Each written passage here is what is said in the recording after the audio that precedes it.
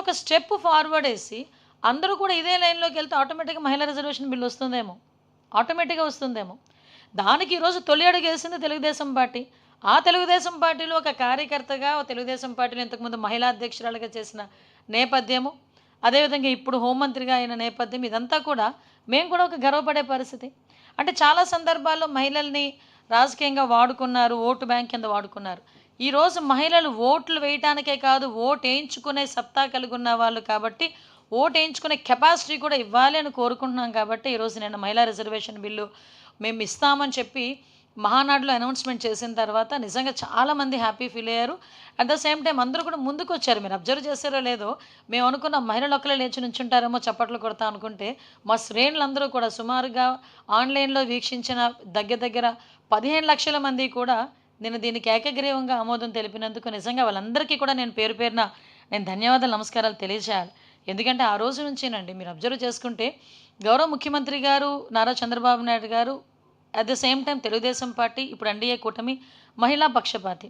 ఇందాక ఒక పెద్ద మనిషి నాతో అన్నారు, "ఎక్కడైనా మీరు అబ్జర్వ్ చేయండి మేడం" అంటే ఇది నా అనాలిసిస్ కాదు, general intellectual analysis. Chandrababu Naidu గారు ముఖ్యమంత్రిగా ఉంటే ఎంతో కొంత మహిళ సేఫ్‌గా ఫీల్ అవుతది. ఎందుకు అంటే ఇంప్లిమెంటేషన్స్ వస్తాయి అన్నదొకటి, వాడి వాడి బిడ్డలకు ఉద్యోగాలొస్తాయి అనేది ఒక భరోసా. అంటే చంద్రబాబు నాయుడు గారొస్తే పెట్టుబడులొస్తాయి. చంద్రబాబు నాయుడు గారొస్తే పరిశ్రమలొస్తాయి. చంద్రబాబు నాయుడు గారుంటే ఉద్యోగాలొస్తాయి. నా బిడ్డ చదువుకొని ఇంట్లో కూర్చోవాల్సిన అవసరం లేదు. నా బిడ్డకు ఉద్యోగాలొస్తాయి అన్న భరోసా. రేపు చంద్రబాబు నాయుడు గారొస్తే మహిళలకు సంబంధించి ఇదొక స్కీమ్ తీసుకొస్తారు. మీరు అబ్జర్వ్ చేయండి ఈరోజు. మహిళలకు ఆర్థిక గౌరవం ఇస్తామని చెప్పి ఏదో డ్వాక్రా గ్రూప్ రుణాలనో, శ్రీనిధి రుణాలనో ఏదో రుణాలను ఇచ్చేసి మేము ఊరుకోవట్లే. ఇంటికొక ఎంటర్‌ప్రెన్యూర్‌ని తయారు చేయాలని చెప్పి 1,00,000 ఎంటర్‌ప్రెన్యూర్స్‌ని ఫస్ట్ బేస్ మీద తీసుకున్నాం. మీరు అబ్జర్వ్ చేస్తే లాస్ట్ ఉమెన్స్ డేకి గౌరవ ముఖ్యమంత్రి గారు గుంటూరులో ఉమెన్స్ డే సెలబ్రేషన్స్ జరిగితే మార్నింగ్ 10:00 నుంచి ఈవినింగ్ 6:00 వరకు ఉన్నారు. ఆ రోజు మీరందరూ కూడా అక్కడే ఉండుంటారు. ఏ ముఖ్యమంత్రి అండి ఒక ఉమెన్స్ డేలో వచ్చామా, ఉమెన్స్‌కి పొగిడామా, 4, 5 పథకాలు ప్రవేశపెట్టేసామా, మధ్యాహ్నానికి వెళ్ళిపోయామా అనుకుంటారు. కానీ ఆ రోజు ఉమెన్ ఎంటర్‌ప్రెన్యూర్స్ ఎవరెవరైతే ఉన్నారో వాళ్ళందరినీ పిలిపించుకొని, వాళ్ళతో మాట్లాడి, వాళ్ళ కష్టసుఖాలు తెలుసుకొని, వాళ్ళకి ఇంకా ఎలాంటి ఇంటెన్సివ్స్ ఇవ్వాలని చెప్పి ఆలోచించుకొని బయటకొచ్చిన వ్యక్తి. అదే ముఖ్యమంత్రి ఈరోజు ఒక ఎంఎస్ఎంఈ పార్క్స్‌ని కూడా ప్రత్యేకంగా ఒక ఇండస్ట్రియల్ పార్క్‌ని మహిళలకు అప్పచెప్పారంటే, ఈరోజు మహిళల మీద మాకున్న చిత్తశుద్ధి ఏంటో మీకు అర్థమవుతుంది. అంటే మేము కేవలం మా ఎన్‌డీఏ కూటమి గాని, తెలుగుదేశం పార్టీ గాని మహిళల్ని ఓట్ బ్యాంకుల కింద మేము ఉపయోగించుకోలే. మహిళా శక్తిని కరెక్ట్‌గా గనక ఉపయోగించుకుంటే ఆంధ్రప్రదేశ్ రాష్ట్రం ఏదైతే 2047కి మనం ప్రపంచంలో మొట్టమొదటి స్థానంలో ఉండాలి అనుకుంటున్నామో, అట్ ద సేమ్ టైమ్ ఈ మహిళా శక్తిని గనక ప్రాపర్ వేలో యూజ్ చేసుకుంటే డెఫినిట్‌గా ఉంటామని నమ్మిన వ్యక్తి గౌరవ ముఖ్యమంత్రి గారు చంద్రబాబు నాయుడు గారు. అదేవిధంగా ఉప ముఖ్యమంత్రి పవన్ కళ్యాణ్ గారు. ఈరోజు మీ అందరికీ తెలుసు, చాలామంది ఈ 33% రిజర్వేషన్ వస్తుందని చెప్పిన తర్వాత చాలామంది ఆశలు పెరిగినాయి. ఎందుకంటే చాలామంది టీవీలో కూర్చొని అనుకుంటారు, మేము ఆల్రెడీ చట్టసభల్లో ఉన్నాం.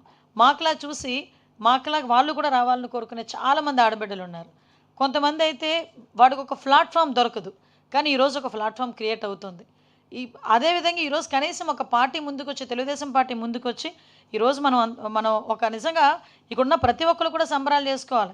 ఏమో ఇక్కడ కూర్చున్న మీ మీ తాలూకా ఇంట్లలో మీ భార్యో, మీ పిల్లలో ఎవరో ఒకరు చట్టసభల్లో ఉంటారేమో ఎవరికి తెలుసు? అవకాశం వస్తుందేమో ఎవరికి తెలుసు? నేను అనుకున్నానా టీచర్‌గా ఉన్న నేను ఈరోజు హోమ్ మినిస్టర్‌గా మీ అందరి ముందు ఇలా మాట్లాడతానని?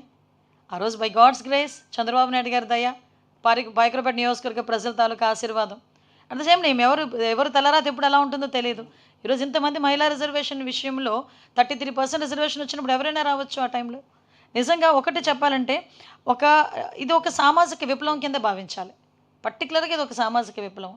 చాలామంది ఏమనుకుంటారంటే మహానాడు అనేది రాజకీయ సభ అనుకుంటారు. కాదు. మహానాడు అనేది ఒక ఎమోషన్. లిటరల్లీ ఒక ఎమోషన్. మీరు అబ్జర్వ్ చేసుకుంటే మహానాడు సుమారుగా మనం పార్టీ పుట్టినప్పటి నుంచి మహానాడు చేసుకుంటూనే ఉన్నాం. ఏ మహానాడులోనైనా మంచి ఎండల్లో వచ్చిద్ది. రోహిణీ కార్తె లాంటి ఎండల్లో వచ్చిద్దండి. రోహిణీ కార్తె అంటేనే బండలు బద్దలైపోతాయి అంటాం ఎండలకి.